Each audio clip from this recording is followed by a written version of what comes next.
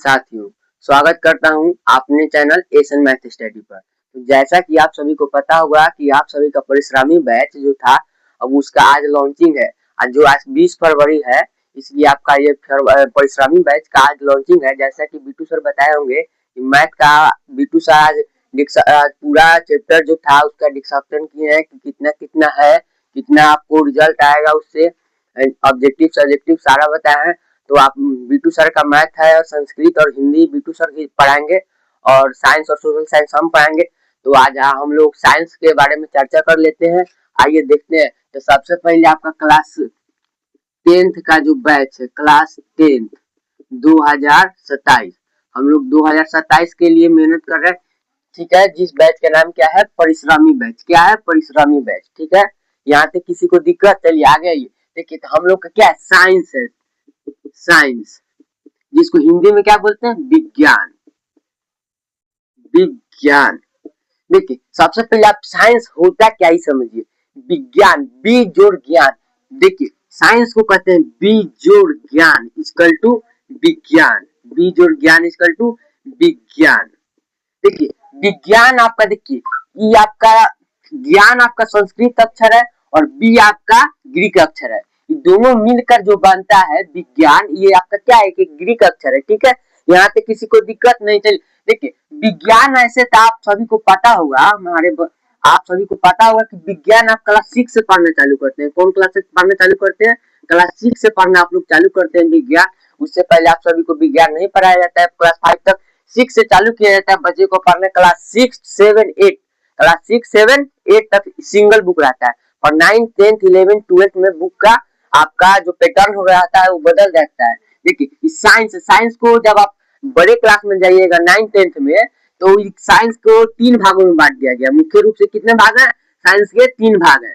एक है आपका फिजिक्स, दूसरा है केमिस्ट्री और तीसरा है बायो। देखिए, ये आपका फिजिक्स, केमिस्ट्री, बायो। ठीक है, ये आपका 3 है। मुख्य रूप से इसका 3 प्रकार बताया गया है। मुख्य रूप से 3 प्रकार। देखिए, तो फिजिक्स के, देखिए फिजिक्स को हिंदी में भौतिकी कहते हैं। अगर आपको पता नहीं होगा कि भौतिकी का पिता किसे कहा जाता है या जनक किसे कहा जाता है, तो मैं आपको बता दूं। देखिए, अगर आपसे कोई पूछे जनक, जनक, पिता, आविष्कार इत्यादि, ये सब एक ही बात है। देखिए, तो फिजिक्स का जनक किसे कहा जाता है? सर आइजैक न्यूटन को कहा जाता है। क्या कहा जाता है? न्यूटन को कहा जाता है। तो बोलिए। और देखिए, केमिस्ट्री का पिता किसे कहा जाता है? केमिस्ट्री का पिता एंटोनी, एंटोनी जो साहब है उन्हें को कहा जाता है केमिस्ट्री का पिता। एंटोनी साहब को कहा जाता है। और फिजिक्स का जनक किसे कहा जाता है? न्यूटन को। देखिए, जनक बोलिए, पिता बोलिए, आविष्कारक बोलिए, बात एक ही है। और बायो का पिता किसे कहा जाता है? अरस्तु को। अरस्तु। हम आपको जनरल नॉलेज के लिए बता दिए हैं कि आपसे कोई पूछे तो आप पीछे मत हटिए। ठीक है, यहाँ तक किसी को दिक्कत? चलिए अगला हम लोग देखते हैं। अब देखिए साइंस, देखिए साइंस को हो गया। जैसे कि देखिए, अब साइंस आपका क्लास 10th में 100 नंबर का नहीं आता है। देखिए 80 नंबर का आता है आपका, जिसमें से 20 नंबर क्या होता है? प्रैक्टिकल रहता है। क्या रहता है? प्रैक्टिकल। जो आपका प्रैक्टिकल रहता है वो 20 नंबर का होता है और ये दोनों को मिलाकर 100 नंबर हो जाता है।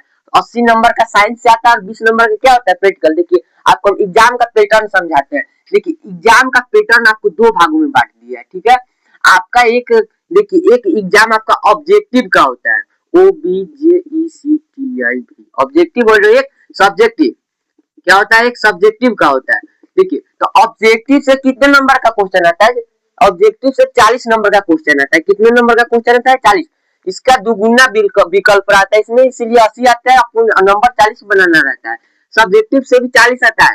देखिए, दोनों मिलाकर 80 मार्क्स का हो जाता है। दोनों मिलाकर 80 मार्क्स का हो जाता है। और 20 नंबर के क्या होते हैं? आपका प्रैक्टिकल रहता है। सेम कंडीशन आपका ये कहाँ अप्लाई होगा? सोशल साइंस में भी सेम कंडीशन रहता है। 20 नंबर का आपका प्रैक्टिकल रहता है और 80 नंबर का क्या रहता है? आपका जो एग्जाम का पैटर्न रहता है वो रहता है। देखिए, आपका पैटर्न एग्जाम का पैटर्न समझ गए। साइंस का जो भी आविष्कारक थे, जनक थे, वो समझ गए। चलिए आगे हम आपको बताते हैं इसमें बुक कौन कौन से हैं। ठीक है, चलिए आगे हम आपको बुक समझाते हैं। देखिए फिजिक्स, फिजिक्स के बारे में थोड़ा चर्चा कर लिया जाए। फिजिक्स, देखिए फिजिक्स एक बहुत भारी सब्जेक्ट नहीं है। जैसा कि आप सभी को बताया जाता है कि फिजिक्स एक भारी सब्जेक्ट है, पर फिजिक्स भारी सब्जेक्ट है कब, जब आप पढ़ाई नहीं कीजिएगा तब। ठीक है, चलिए आगे, फिजिक्स भारी है नहीं, उसको बना दिया गया। बच्चे के मन में ऐसा भ्रम पैदा किया गया है कि साइंस आपका हार्ड है, पर साइंस आपका हार्ड नहीं है, इसका गारंटी हम लेते हैं। चलिए फिजिक्स का हम आपको चैप्टर बाय चैप्टर बताएं। फिजिक्स का पहला चैप्टर है प्रकाश, परावर्तन और अपरावर्तन और अपरावर्तन। फिजिक्स का ये पहला चैप्टर है, इससे नंबर बहुत, ठीक है। तो पहला चैप्टर आपका है प्रकाश का परावर्तन और अपवर्तन, ठीक है।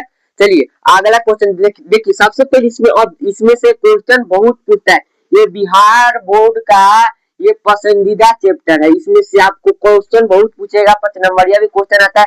और ये दूसरा है मानव, क्या है, मानव, मानव नेत्र एवं मानव नेत्र एवं मानव नेत्र एवं रंग बिरंग रंग बिरंग संसार।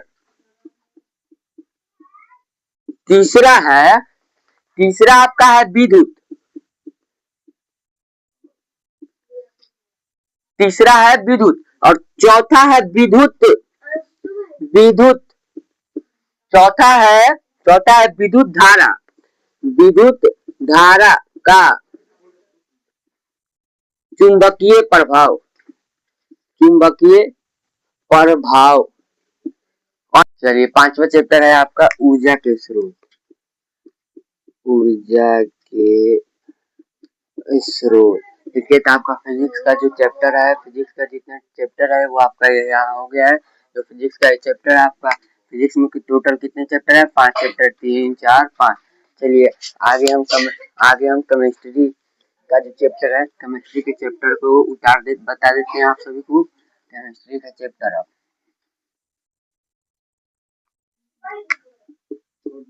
केमिस्ट्री एक नंबर है आपका रासायनिक अभिक्रिया एवं समीकरण। दूसरा है आपका अम्ल, क्षार और लवण। देखिए आपके केमिस्ट्री का जो चैप्टर हम बता रहे हैं, पहला चैप्टर है, दूसरा चैप्टर है, और तीसरा चैप्टर आपका है धातु। धातु कौन सा है, धातु। और धातु। चौथा चैप्टर आपका है कार्बन एवं उसके यौगिक। चौथा चैप्टर क्या है आपका, कार्बन, क्या है, कार्बन एवं उसके यौगिक। और पांचवा चैप्टर है, लास्ट चैप्टर है पांचवा, तत्वों का वर्गीकरण। तत्वों का वर्गीकरण, तत्वों का क्या है, वर्गीकरण, तत्वों का वर्गीकरण। देखिए आपका भी इसमें रसायन, केमिस्ट्री, फिजिक्स और केमिस्ट्री में 5-5 चैप्टर है, एक पहला, दूसरा, तीसरा, चौथा और पांचवा, ठीक है। अब देखिए हम बायोलॉजी का देखते हैं, ठीक है, बायोलॉजी का आइए देखते हैं। तो देखिए बायोलॉजी का देखते हैं, ठीक है। चलिए आइए बायोलॉजी का चैप्टर देखते हैं।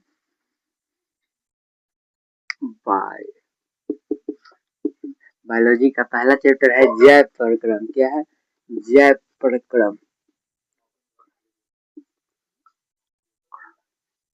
प्रक्रम, लाइफ प्रोसेस जिसको कहते हैं जैव प्रक्रम। और बायोलॉजी का दूसरा चैप्टर है नियंत्रण एवं संवहन, नियंत्रण एवं नियंत्रण एवं संवहन। तीसरा आपका जो इसका चैप्टर है, तीसरा चैप्टर है जीव जनन कैसे करते हैं। तीसरा चैप्टर है जीव जनन कैसे करते हैं। और चौथा चैप्टर है और लास्ट चैप्टर है चौथा, अनुवांशिक एवं जैव विकास। क्या है? अनुवांशिक